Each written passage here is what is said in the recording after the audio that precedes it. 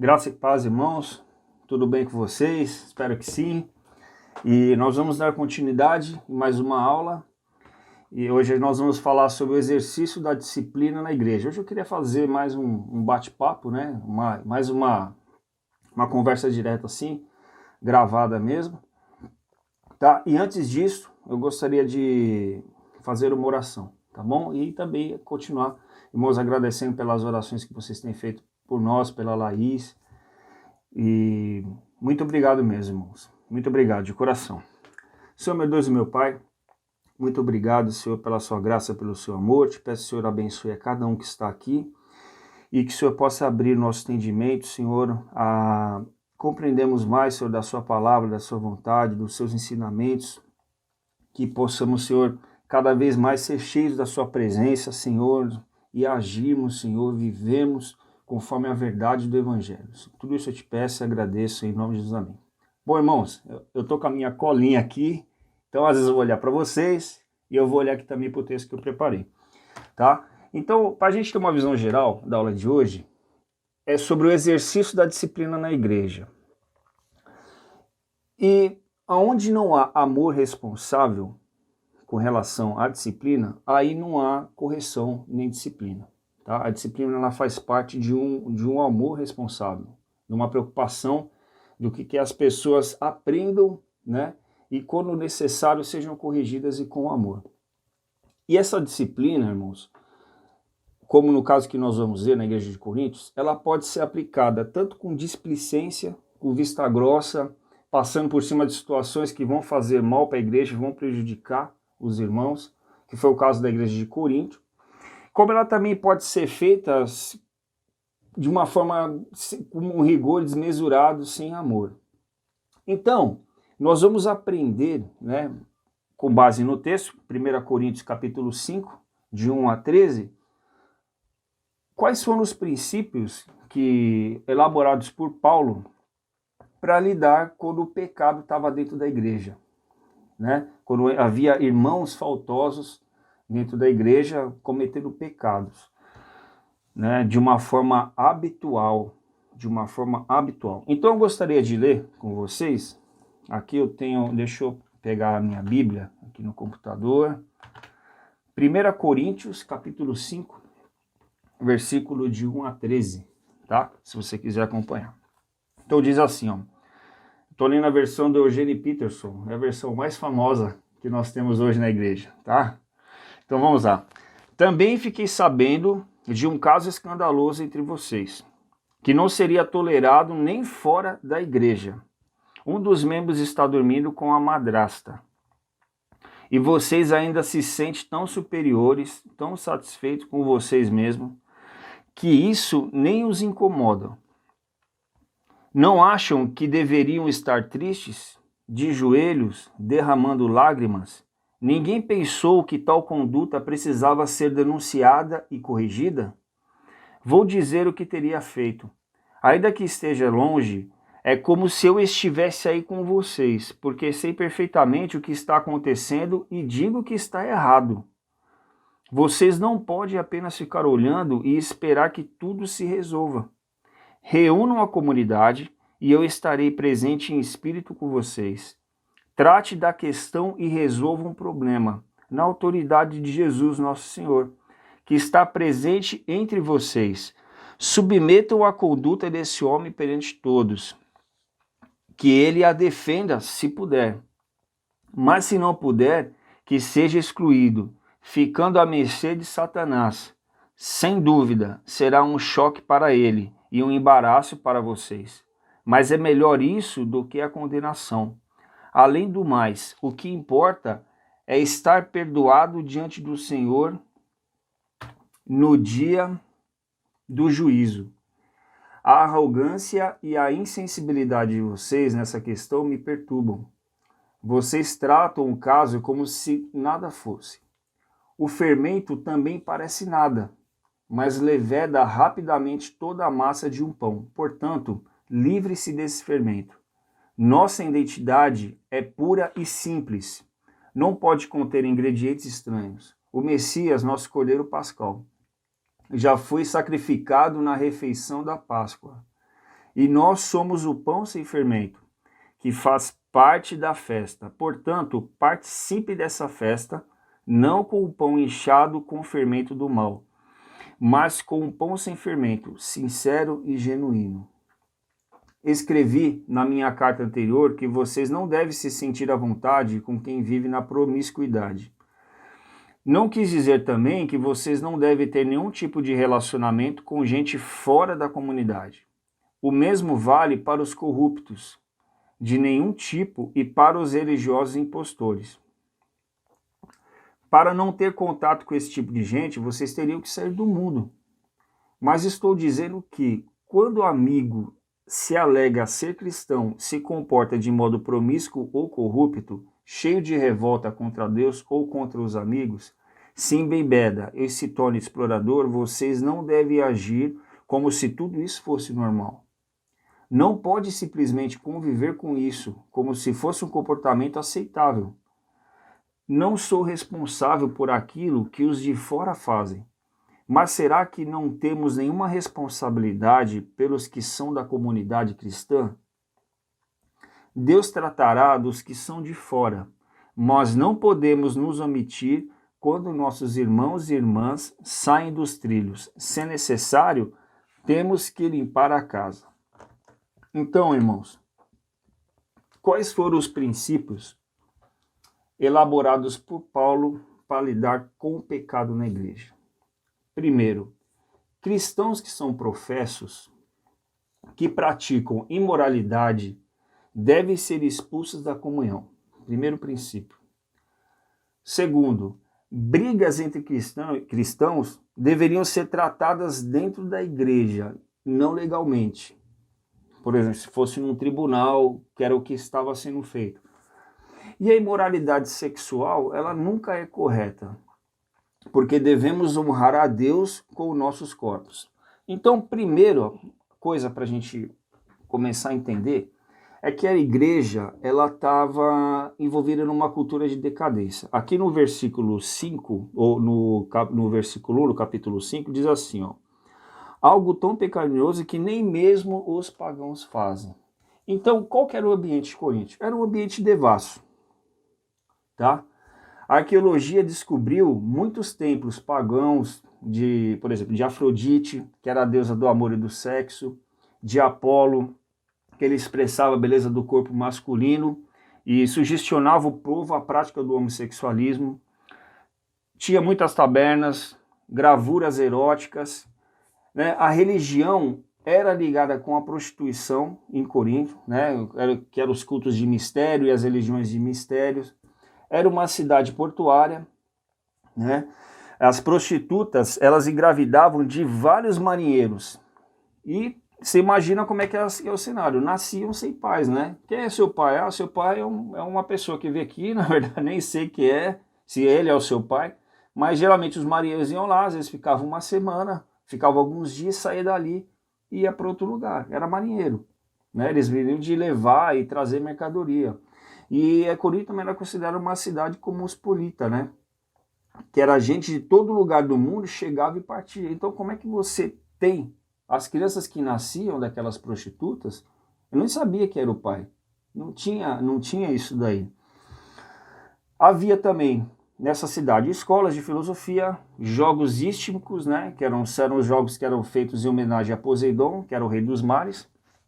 Era uma cidade importante, estratégica e de muita movimentação de pessoas, e Paulo decide, de uma forma estratégica também, implantar uma igreja ali. E quem que era essa igreja de Corinto? Essa igreja de Corinto, ela tinha todos os representantes da humanidade caída, né? Tinha bêbado, tinha ladrão, maldizente, efeminado, sodomita, imoral, adúltero, mas eram pessoas que tinham se convertido, né? E como a conversão, ela se dá sempre num momento, embora a gente às vezes não perceba, a conversão ela sempre se dá num momento específico, você toma uma decisão. Embora a gente às vezes não perceba qual exatamente foi esse momento da conversão, o momento que o Espírito operou a regeneração e a mudança no nosso coração, nos revelou Jesus e o amor de Deus derramado em Jesus, o seu perdão, a nossa justiça, né? Por meio da fé. A conversão, nem sempre a gente sabe como ela de fato aconteceu, mas nós podemos ver os frutos que indicam que existe vida na árvore. Você não vê a seiva dentro da árvore, mas você vê os frutos. E que mostra a conversão e o novo homem que surge. Então, os cristãos, eles estavam nesse processo. E nesse processo também existia a santificação, que é um crescimento, é um caminho. É algo que o Espírito de Deus vai transformando. Ninguém se converte e acaba tendo já uma vida perfeita, conforme o Evangelho vai ensinando. Essas coisas vão acontecendo. E era a realidade daquela igreja, né? Ainda existiam situações de pecados ali em alguns irmãos. Então, tinha duas dimensões de problema. A primeira dimensão do problema seria da imoralidade sexual, né? E a imoralidade sexual, quando a gente fala dela, ela abrange todas as relações sexuais que são fora do casamento, que seria, por exemplo, o adultério, a fornicação, e a porneia, que são todos os tipos de moralidade sexual que era conhecida, né? Que ele era um povo muito de libertinagem naquela época, né? Tudo valia tudo ali. E o que era permitido naquela sociedade e cultura daquela época, esse tipo de comportamento, mas era proibido na lei de Deus. Então você já vê aqui um ponto onde que às vezes as pessoas viviam uma época em que os homens aceitavam como comum a libertinagem e a moralidade, que era como se fosse uma lei para eles, né? Mas era uma lei contra Deus. E aí fica aquela questão, mais importa obedecer a Deus do que aos homens, né?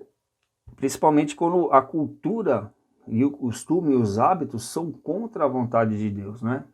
Mas mais importa obedecer do que aos homens. Então, por que era proibido isso daí? Nós precisamos entender que o sexo, ele é sacramental, né? Ele é planejado para unir duas pessoas num relacionamento humano mais íntimo.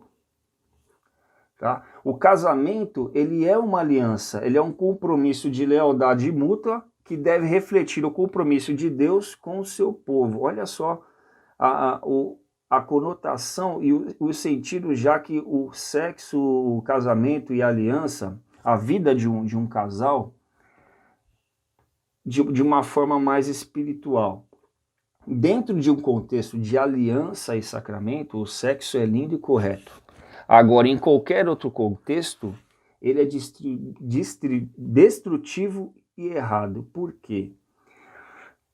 Porque foi algo que foi instituído por Deus no princípio, algo que Jesus confirmou, os apóstolos confirmaram sobre isso daí, que é a ordem e o matrimônio. Uma vez quando Jesus foi questionado sobre divórcio, adultério, todas essas coisas, se era lícito deixar a mulher, abandonar, o que Jesus falou? O que foi feito lá no princípio, quando Deus disse para Adão e para Eva, ó, deixará o homem, seu pai e sua mãe, unir-se à sua mulher, e serão ambos uma só carne.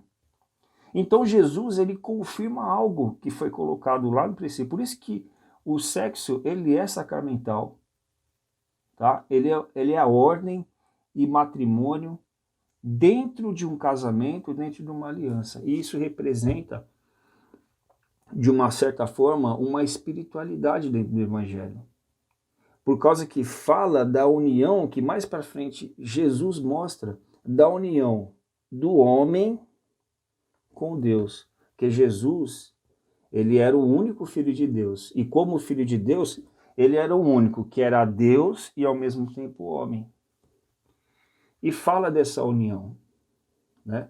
Fala dessa ligação e o que Jesus propôs para todos nós, porque no final do tempo nós vamos nos unir com Cristo, que é o noivo, e a igreja, que é a noiva, que é pura e santa. tá? A segunda dimensão do problema era o seguinte: a igreja não estava fazendo nada com relação a esse problema de moralidade sexual.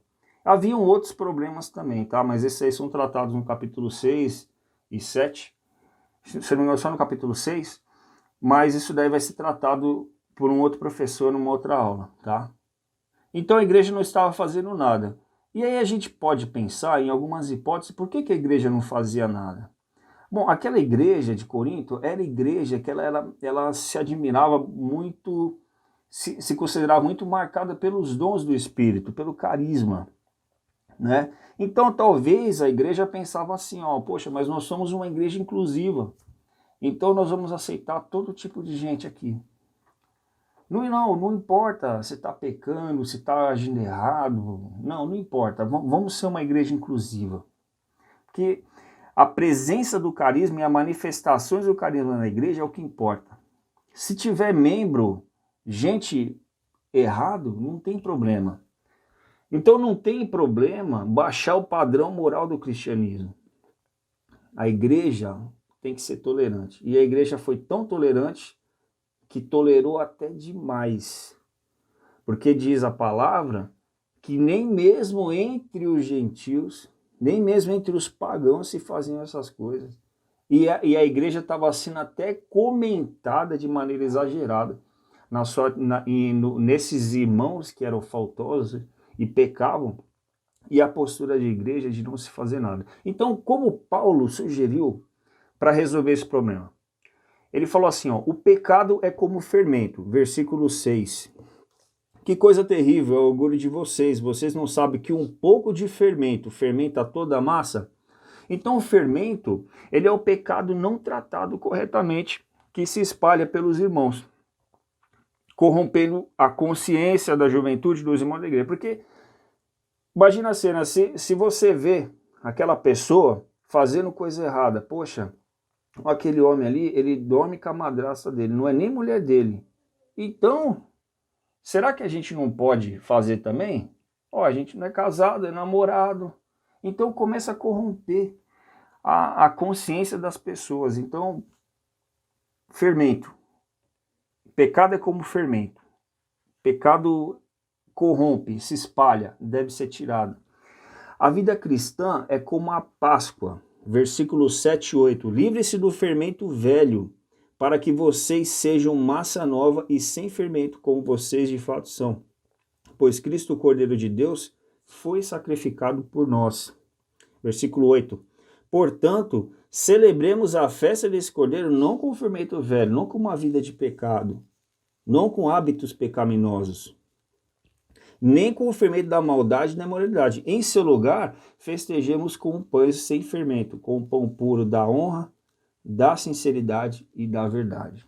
Então a festa da Páscoa era uma celebração constante de Cristo. Cristo já tinha morrido, já tinha perdoado, já tinha ressuscitado. Nós já estamos justificados diante de Deus. Então ele foi imolado de uma vez por todas. Então não pode ter fermento, não pode ter pecado. Jesus Cristo não me salvou só para o meu espírito, né? Por exemplo, eu morri aqui, aí meu espírito tá justificado, vai para Deus. Não, ele salvou o espírito, o corpo, todo o meu ser, toda a totalidade do meu ser.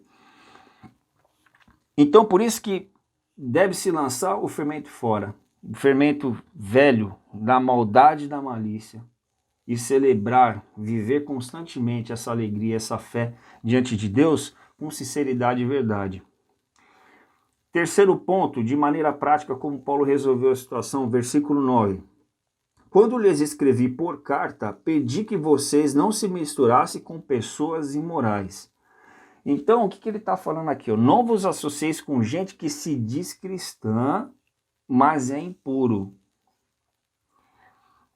Ele não fala, ele fala, isso aqui é importante, irmãos. Não vos associeis com gente que se diz cristã, mas é impuro, tá? Ele fala também que não era para você não se associar com pessoas que são fora da igreja, que às vezes que não tem o mesmo comportamento às vezes que você tem, não tem a mesma ideia de vida, a mesma palavra de fé.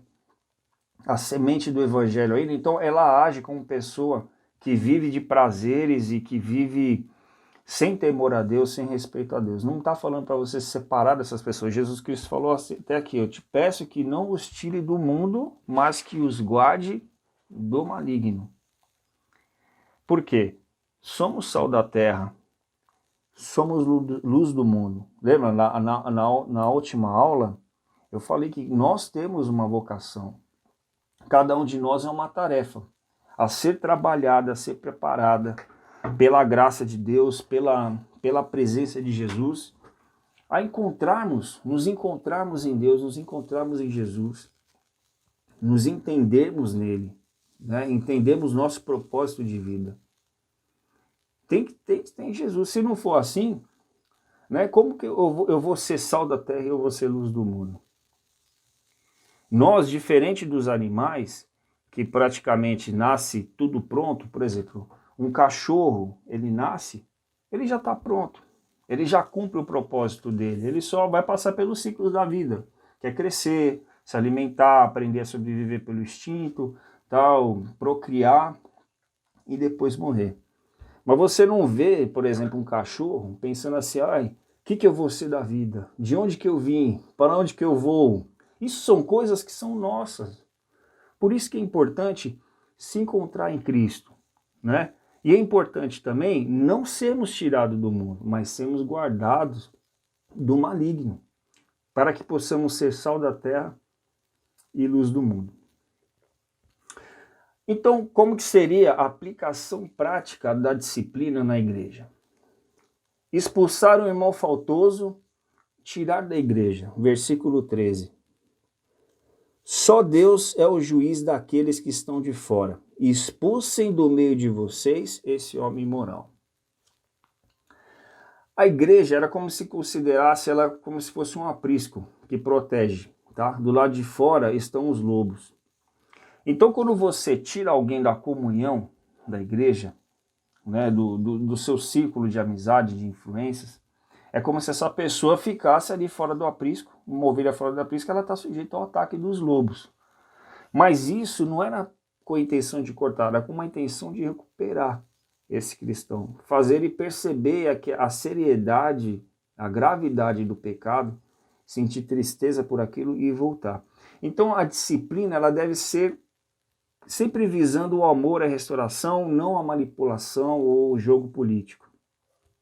E aí eu quero trazer um ponto, uma questão aqui. Por exemplo, e como é que ficam as lideranças isoladas que não respondem para ninguém?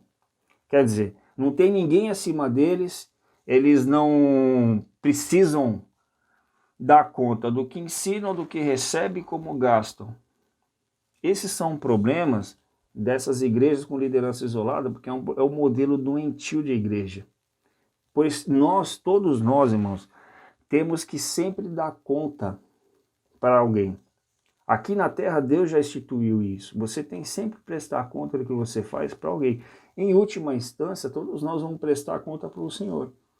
Mas já precisamos aqui nessa vida, já temos essa prestação de conta de como que eu faço, como eu ensino, como é que eu ando, para que a gente possa ter um modelo de igreja e um modelo de vida, né, uma forma de vida sadia.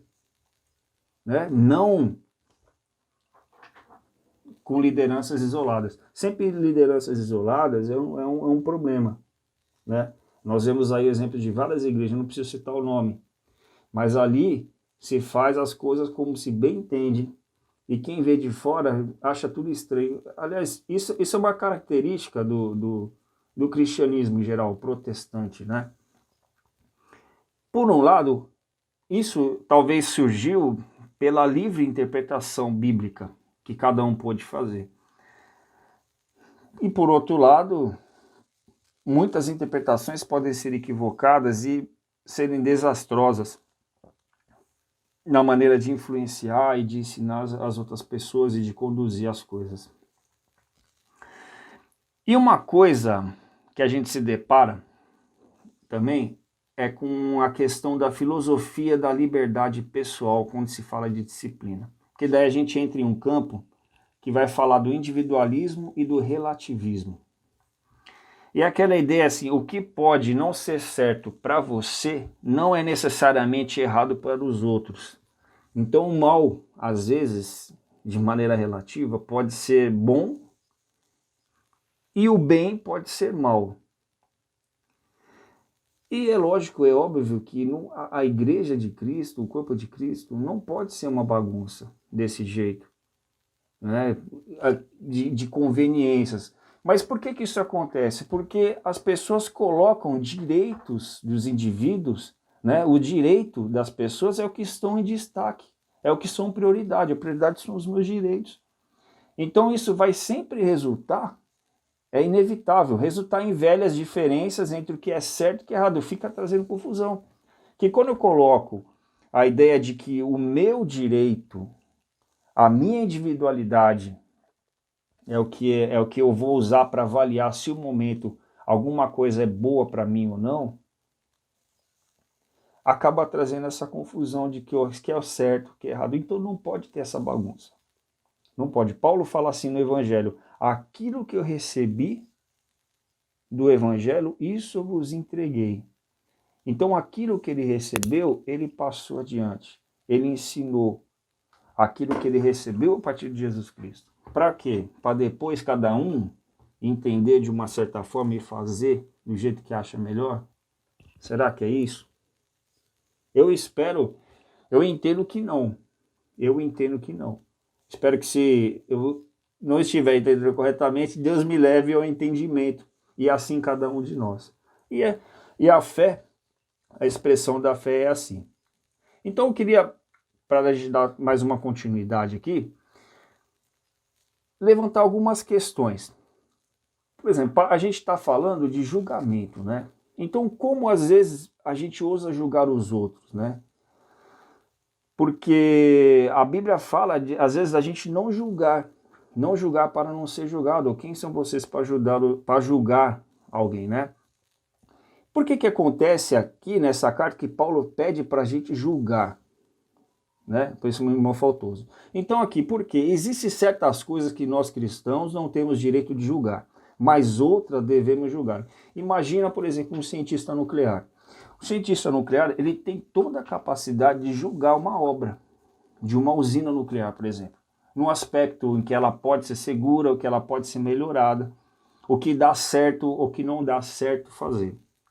Né? Por exemplo, um educador cristão. Nós temos hoje no corpo de professores pessoas preparadíssimas que podem, por exemplo, na nossa igreja, indicar qual que é o melhor currículo para a gente estudar na escola dominical e dessa forma. Então, quer dizer, a área que você não é competente, você deve se abster. Você não tem que estar julgando, dando opinião nem nada. Agora, a área que você é competente, você deve omitir, aliás, você deve emitir a sua opinião. Então, não somos competentes para julgar motivos ou serviço de alguém. Lembra que Paulo falou com relação à pregação dele, de Apolo, que existia lá no capítulo 4, olha, eu sou de Paulo, eu sou de Apolo, tal. Então, nós não somos competentes para julgar os motivos ou serviço de alguém, mas temos que ter o juízo e discernir os frutos. Porque Jesus Cristo fala assim, ó, principalmente se tratando de cristão, porque pelos frutos os conhecereis. Pelos frutos eu vou saber se a árvore é boa, se a árvore é má. Né? Então, nesses casos, podemos sim julgar. Não é pecado julgar.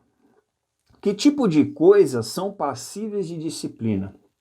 Ora, se Deus nos responsabiliza a julgar aquelas coisas que ele mesmo considera pecado, não tinha uma novidade ali, no caso daquele homem praticando imoralidade sexual. Então, no nosso julgamento, deve estar sempre de acordo com o de Deus. Então, veja lá, o que ele fala no capítulo 5? Idolatria, adultério, homossexualismo ou imoralidade, roubo, bebedeira. Então o texto fala isso, mas tem uma diferença, tem um ponto ali. Ele fala de idólatra ao invés de idolatria. Ele fala imoral ou homossexuais em vez de homossexualismo. Ele indica uma pessoa que está praticando o pecado de forma habitual. Então Paulo, ele não fala, por exemplo, da disciplina da comunidade de um indivíduo que pelo um simples ato ou um fracasso ou um tropeço caiu em pecado. Porque assim, nós já vimos que a transformação, ela não é instantânea, mas ela é um processo, ela é um caminho. Lembra? Que a gente falou um pouquinho mais lá atrás. Então, mas o pecado habitual de um cristão, ele deve ser disciplinado pela comunidade. Então, o julgamento, irmãos, a gente precisa entender que ele é limitado somente aos da igreja, porque os de fora, Deus os julgará. Então, por que devemos disciplinar as pessoas na família de Deus? Nós já vimos, o pecado é como fermento, versículo 6. O fermento é um pecado não tratado corretamente, que se espalha pelos irmãos, corrompendo a consciência da juventude, dos irmãos, e acaba tomando toda a igreja. Então, é dentro do ambiente da igreja, um exemplo que nós falamos até domingo passado, que acontece a transformação. Na comunhão da família, né, principalmente da família cristã, nós encontramos o quê? Nosso exemplo, suporte. Nós encontramos dentro da igreja, às vezes, encorajamento, instrução, admoestação. Então imagina uma igreja ou uma família despedaçada por brigas ou assolada pela presença de pessoas envolvidas em pecados habituais. Tem algum poder de transformação um ambiente desse? Acaba não tendo. E a igreja acaba perdendo o seu poder de transformação e influência benéfica que Deus deu. Lembre, irmãos, que nós estamos tratando, nós temos que ver sempre a igreja como um corpo de Cristo. Não podemos ter partes isoladas. Todos nós estamos interligados, todos nós somos um corpo. Partes isoladas? Não tem. Você não tem pedaço de corpo fora, está morto. Apodrece. Morre. Então, a disciplina, para a igreja cumprir o seu propósito, santidade e disciplina são necessários. E a disciplina é uma maneira amorosa de tratar com o pecador. Não é cortá-lo, mas é trabalhar por sua restauração, ajudando a perceber a seriedade do pecado e aceitar e fazer ele voltar a aceitar o chamado de Deus para a santidade. Aí eu te pergunto, então de que maneira devemos disciplinar? No caso de um pecado habitual e imoralidade contínua, nós temos aqui a resposta da palavra em 1 Coríntios 5, 9 e 11. Esse daí nós já lemos, eu gostaria de ler Mateus 18, 15 e 17. Deixa eu abrir aqui. Mateus, capítulo 18, versículo 15 a 17. Aqui, ó. Olha só como é que ele trata. Lembrando que nós estamos colocando aqui, ó, de que maneira devemos disciplinar. No caso de um cristão ter um pecado habitual e imoralidade contínua, tá? Então diz aqui, ó, Mateus 18, 15 e 17. Se um dos que se dizem ser seu irmão na fé prejudicar você, converse com ele. Primeira coisa. Prejudicou? Você vê que tá ali não está legal. Aquele irmão ele está apresentando uma situação que não condiz com a fé, de uma forma contínua, não está certo. Converse com ele. Vocês dois, converse com ele. Conserte a situação entre vocês. Se ele ouvir, você fez um amigo. Se não ouvir, tome uma ou duas pessoas para que a presença de testemunhas torne o ato legítimo. E tente de novo. Se ainda assim ele não ouvir, leve o caso à igreja. Se ele também não ouvir a igreja, comece do zero, tratando como um descrente. Alerte-o da necessidade de arrependimento e ofereça outra vez o amor perdoador de Deus. Só que Paulo também fala que nesses casos, onde que a pessoa ela se mostra dura e relutante com a palavra de Deus, você não deve nem comer com essa pessoa. E ele fala da questão de entregar a Satanás. É gozado que é só Paulo que fala isso no Novo Testamento, tá? Mas a ideia é de que o pecador que não aceita essas correções da igreja, do irmão, de você ir lá conversar, você está errado. Conversar com amor, com humildade.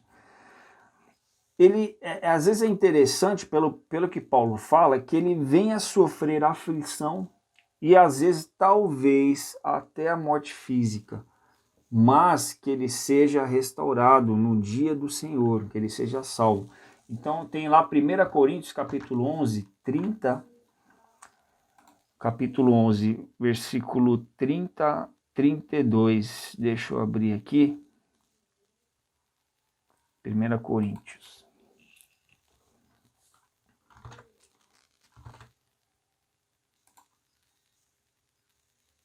Onze, 30, 32. Então ele diz assim, ó. 30, 32. Se vocês não pensam no corpo partido do Senhor quando come e bebe, corre o risco de enfrentar sérias consequências. E é por isso que muitos de vocês estão doentes e apáticos, enquanto outros morrem antes do tempo. Se nos corrigirmos agora, na outra versão fala, se examinássemos a nossa consciência, não precisaríamos ser corrigidos mais tarde. Melhor é ser repreendido pelo Senhor agora do que enfrentar o castigo depois. Então você vê, irmão, que toda correção, né? Às vezes a pessoa passa uma aflição porque ela se endurece contra Deus, ela não se arrepende, ela não volta atrás. Mas como a misericórdia e o amor de Deus se mostra em vários aspectos, né? Como a graça de Deus, ela sempre se torna abundante. Mas isso não quer dizer que se a pessoa deve abusar disso. A palavra de Deus diz assim, ó. Se hoje ouvir a sua voz, não endureçais o vosso coração. Então o que deve fazer no dia que se ouve a voz de Deus? No dia que você entende que você está errado. No dia que você entende que você pecou e você, puxa, fiz errado, perdi a cabeça. Olha, isso aqui que eu estou fazendo habitualmente, isso aqui que eu estou sempre fazendo, não está certo. Deixe o mau caminho. Deixe o mau caminho. Ah, mas eu não tenho força. Ah, mas eu fraco, eu tento. Deixe o mau caminho. Toda a força, toda a graça, toda a capacidade, toda ajuda Deus vai dar para você. Ele já entregou o seu filho, que morreu por você, morreu por todos nós. Não nos dará com ele todas as coisas? Basta, então, acreditarmos em Deus, invocarmos o nome do Senhor. E todo aquele que invocar será salvo. Então, a disciplina, ela não viola o direito, os outros direitos. Aí a gente cai de novo naquele aspecto do individualismo que nós já falamos lá um pouquinho mais atrás. Perdão, da liberdade pessoal e privilégios, insistindo naquela máxima, por exemplo, tudo me é permitido. Então, quando eu uso argumentos dos direitos pessoais, né, eu caio nessa ideia. Tudo me é permitido, eu tenho direito, e o direito ele vai me levar numa situação que às vezes o mal é bem, o bem é mal, e fica aquela confusão de que é o certo e que é errado. Porque você viu um agindo do jeito, o outro agindo do outro, e etc. Acontece que quando nós nos tornamos cristãos, quando nós decidimos seguir a Jesus, o nosso corpo, nós não temos mais o direito de fazermos o que quisermos com o nosso corpo, com a nossa vida. Porque nós temos agora um caminho a ser seguido. Né? Eu tenho uma identidade nova que está surgindo dentro de mim, que está sendo trabalhada, que ela vai numa direção contra a minha velha natureza, contra aquilo que era mal em mim. Quer ver? Lá em 1 Coríntios, capítulo 6, 19 e 20, vai falar do que os nossos corpos, corações e mentes são de Deus. E ele tem o direito de ser Senhor. E não temos o direito de fazer o que nos agrada. Então, a gente exerce a liberdade do amor e da bondade de Deus dentro dos limites impostos pelo próprio Deus em nossas vidas. Então, irmãos, para encerrar, eu tento fazer a aula mais curta, mas eu já estou vendo aqui que deu 40 minutos, então eu quero encerrar. Fazendo umas perguntinhas aqui rápido.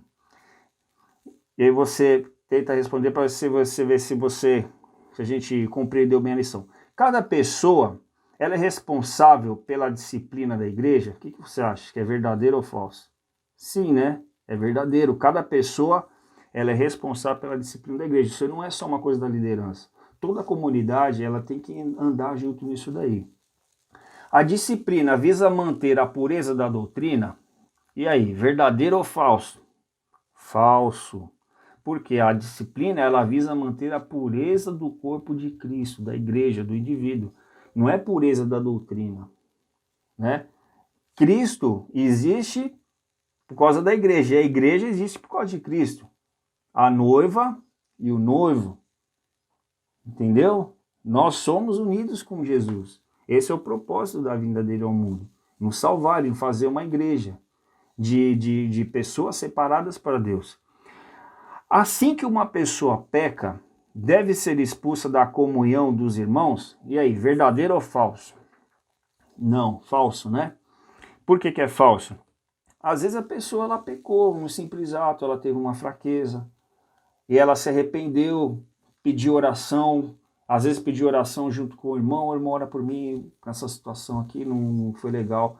É diferente de quem faz do pecado, sabendo que está errado, mas faz disso um hábito, né? Uma coisa contínua. Somente aqueles que praticam o pecado habitualmente e rejeitam ajuda para mudar estão sujeitos à disciplina da igreja? Verdadeiro, ó. Somente aqueles que praticam o pecado habitualmente e rejeitam ajuda para mudar estão sujeitos à disciplina da igreja. Verdadeiro. Esse daí, ó, é aquilo que Jesus falou.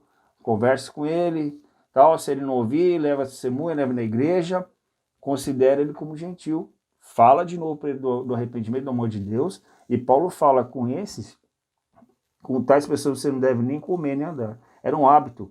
A igreja, no geral, um dos irmãos comia uma na casa do outro, naquela época, né? E o objetivo da disciplina da igreja é o castigo ou a punição? Então, isso aqui é verdadeiro ou falso? É falso, né? O objetivo da disciplina da igreja é o castigo ou a punição? Só pode ser falso. Então, irmãos, eu gostaria de agradecer você que ficou até agora, que você tenha um excelente domingo, que Deus te abençoe. E à noite nós temos o culto e até a próxima aula, tá bom? Obrigado, fica com Deus. Tchau.